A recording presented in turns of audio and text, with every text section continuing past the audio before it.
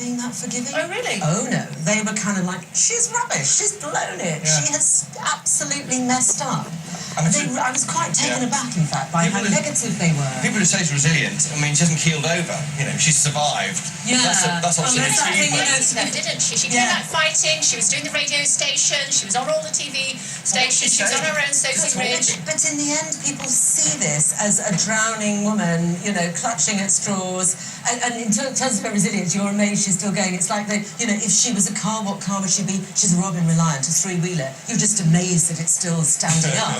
But that's not very flattering, you know? It's just not what you want in your Prime Minister. Yeah. She could reset at any time, and she could say, we're not having this vote on the 11th of December. Everybody just needs to pause, reflect over Christmas, and we'll talk again in the new year. That's what Plan B might be. Yeah. So if you're facing the possible removal of the PM on Tuesday and Wednesday because of a massive loss in the Commons, what can you do now, 8 days in advance that will stop it happening? One of them is delay the vote. There's no reason why it has to be next year. Don't forget that on the EU Council on Thursday and Friday, Brexit is not on the agenda. It might be in the pudding course or the dessert course or the coffee. Shows how important we are. Well, right. So I mean, why do it now? Why not let the kind of more time to win over votes over Christmas? But then, of course, you have less time to pass the legislation to leave in the first place. So. But then one reason why is just the public's frustration with all of this that just boils up and boils up. And yes, maybe they'll forget about it a little bit over Christmas, but actually people want it over. They want to know what's happening. They're very pessimistic and gloomy. Lending credence to this, I mean, I don't know if you guys have heard that the BBC has pulled out of any debates on the 9th of December. That potentially pointing to the fact that there might not be a vote on the 11th. That's my interpretation. Sky sounds ready. We know the campaign you're running. Sky sounds ready. ITV sounds ready. Yeah, at any stage. Other broadcasts available. The Telegraph website will host it. I mean, come on, let's go for it. The BBC not the only broadcast in the country. Of course. And they may know things. But they're very plugged into number 10, some might say. I hadn't thought. That's interesting. You can imagine. Very mischievous. Wow, very day. So how do you see things developing over the next 7 to 10 days?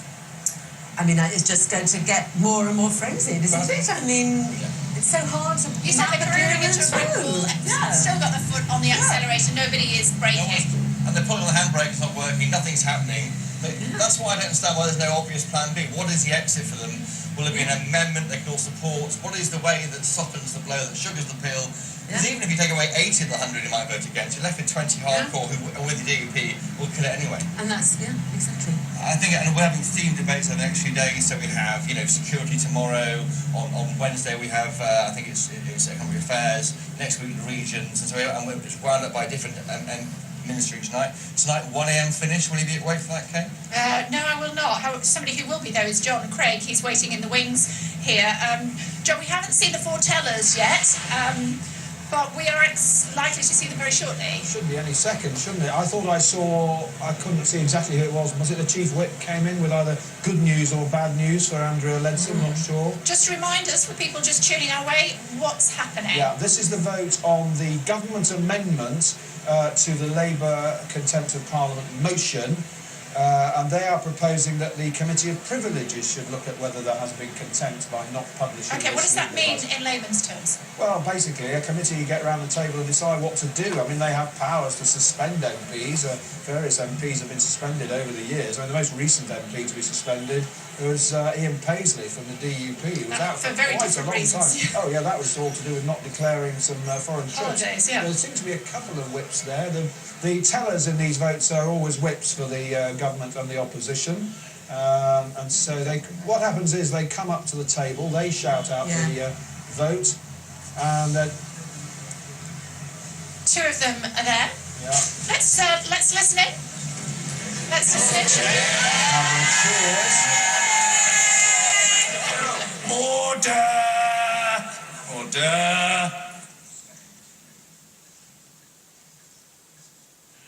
The ayes to the right, 307. The noes to the left, 311.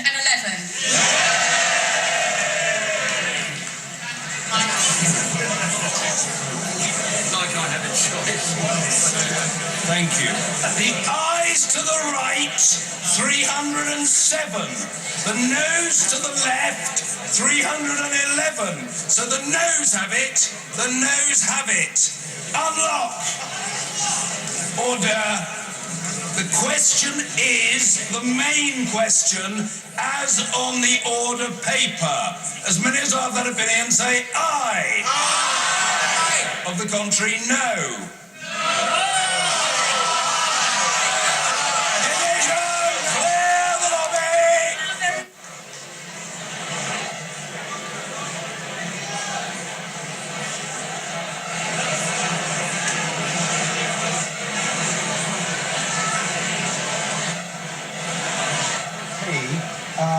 Nigel Dodds was one of the signatories of the letter yesterday to the Speaker. So the DUP have been crucial here. Their votes have meant a government defeat. If they'd voted the other way, the result would have gone the other way. So the government will not be happy about this. They've lost by 4 votes, pretty close, and one would assume that this vote will be very similar, if not the same, next time.